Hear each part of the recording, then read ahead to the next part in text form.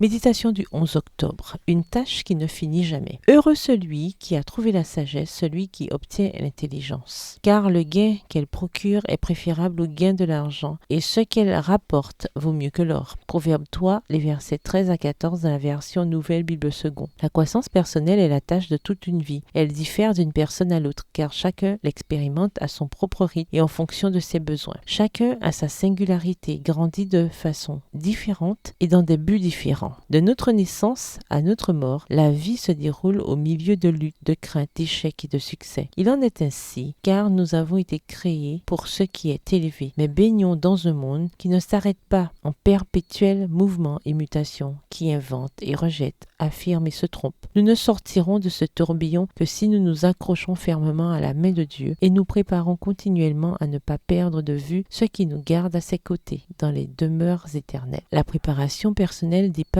les sciences humaines du savoir et de la connaissance. Pour une femme chrétienne, se former est bien plus qu'aller à l'université. C'est en fait très différent. Il s'agit ici de la science du salut. À cet égard, pour croître, je vous propose les recommandations suivantes qui, je l'espère, vous seront utiles. Premièrement, cultivez et entretenez une relation de communion constante avec Dieu. Cela nous assurera la sécurité pour affronter sans crainte les défis quotidiens. Le psaume 27, le verset 1 nous exhorte. L'Éternel est ma lumière et mon salut. De qui aurais-je crainte? L'Éternel est le refuge de ma vie. De qui aurais-je peur? Deuxièmement, reconnaissez que vous êtes l'ouvrage de Dieu. Savoir cela renforce votre sentiment d'identité, ce qui vous rend capable de surmonter vos traumatismes et de faire face aux problèmes. Troisièmement, voyez l'avenir comme une promesse de choses grandes et merveilleuses, et non comme quelque chose de menaçant et de redoutable. Dans les crises les plus dévastatrices, apprenez à dépendre de Dieu et puisez vos forces en votre foi. Un foyer incorruptible vous attend. Si vous avez cette vision de l'éternité, vous vivrez le présent avec la bonne espérance. Et quatrièmement, soyez chaque jour reconnaissante d'avoir Dieu dans votre vie et chaque nuit, comptez les bienfaits reçus. Bonne journée, que l'Éternel vous bénisse.